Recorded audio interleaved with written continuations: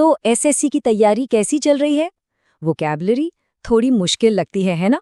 कोई बात नहीं, आज हम 10 ऐसे शब्द सीखेंगे जो दिमाग में एकदम फिट हो जाएंगे। तो चलिए शुरू करते हैं।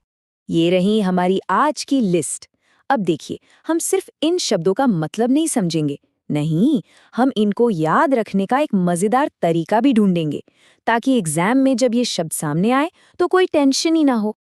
अच्छा, तो शुरुआत करते हैं उन शब्दों से जो हमारी असल दुनिया से जुड़े हैं। मतलब ऐसी चीजों से जिन्हें हम देख सकते हैं, समझ सकते हैं। जैसे कि लोग, जानवर और वो क्या-क्या काम करते हैं। तो ये है हमारे पहले 5 शब्द। गौर से देखिए, ये सारे शब्द किसी न किसी इंसान या जीव के बारे में बता रहे हैं।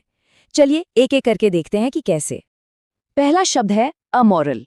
अब जरा सोचिए, एक ऐसा इंसान जिससे सही गलत से कोई लेना देना ही नहीं है, मतलब कोई फर्क ही नहीं पड़ता, वो बस अपनी धुन में है, मॉरल्स के दायरे से बाहर, बिल्कुल एक रोबोट की तरह, जिसे पता ही नहीं कि अच्छा क्या है और बुरा क्या।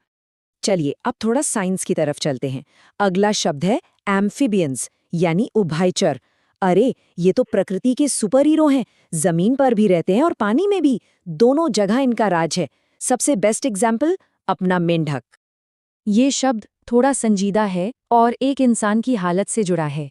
एम्प्यूटी, ये शब्द उस इंसान के लिए इस्तेमाल होता है जिसका कोई हाथ या पैर किसी हादसे या बीमारी की वजह से शरीर से अलग हो गया हो। सच कहूं तो ये शब्द हिम्मत और हौसले की भी याद दिलाता है।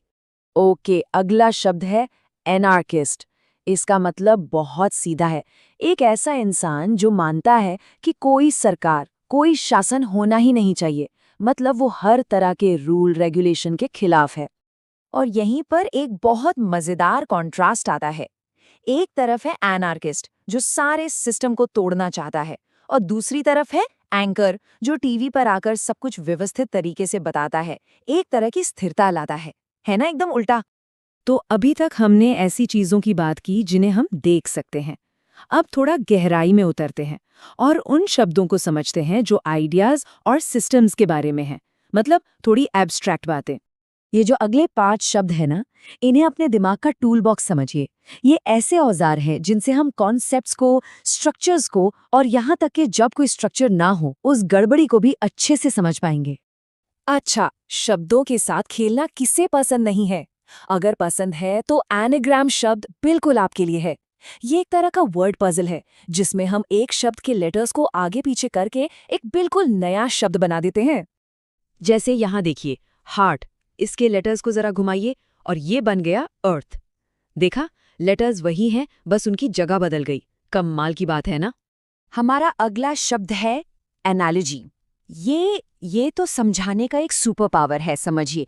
जब कोई मुश्किल बात समझानी हो तो उसे किसी जानी पहचानी आसान चीज से कंपेयर कर दो, बस हो गया काम। ये एक बहुत ही क्लासिक एनालॉजी है। एक योद्धा के लिए जो काम तलवार करती है, वही काम एक लेखक के लिए कलम करती है। मतलब दोनों ही अपने अपने काम के सबसे जरूरी हथियार हैं। अब आता है एनालिसिस। एनालिसिस का सीधा सा मतलब है किसी भी चीज को गहराई से समझने के लिए उसे छोटे छोटे हिस्सों में तोड़कर देखना। अरे ठीक वही जो हम अभी इन सारे शब्दों के साथ कर रहे हैं। आपको एनार्किस्ट याद है? वो इंसान जो कोई सरकार नहीं चाहता, बस वही इंसान एनार्की चाहता है।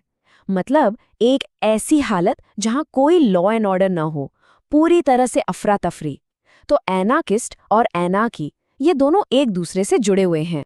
और फिर से एक जबरदस्त कंट्रास्ट। एक तरफ है एनार्की जहां कोई स्ट्रक्चर, कोई ढांचा नहीं होता, और दूसरी तरफ है एनाटॉमी जिसमें हम शरीर के स्ट्रक्चर, उसके एक एक हिस्से के ढांचे की पढ़ाई करते हैं। मतलब एक तरफ है नो स्ट्रक्चर और दूसरी तरफ है स्टडी ऑफ स्ट्रक्चर। तो ये थे हमारे 10 शब्द। अब इन सब तो दिमाग में अच्छी तरह से बैठाने के लिए एक क्विक रिकैप हो जाए। चलिए फटाफट से दोहराते हैं। तो हमने इंसानों और जानवरों से बात शुरू की और आइडियाज और सिस्टम्स तक पहुंचे, अव्यवस्था से लेकर बनावट तक। ये 10 शब्द सिर्फ शब्द नहीं हैं, ये दुनिया को समझने के नए औजार हैं। इन्हें इस्तेमाल कीजिए और देखिए कि भाषा में कितनी ताकत आती है। तो आखिर में बस एक बात, अगली बार जब कोई नया शब्द सीखें तो ये मत सोचिए कि ये सिर्फ एक एग्जाम के लिए है। नहीं, ये दुनिया को देखने का एक नया चश्मा पहनने जैसा है। तो सवाल ये है कि सही शब्द जानने से दुनिया को देखने का हमारा नजरिया कैसे बदल जाता है। सोचिएगा जरूर।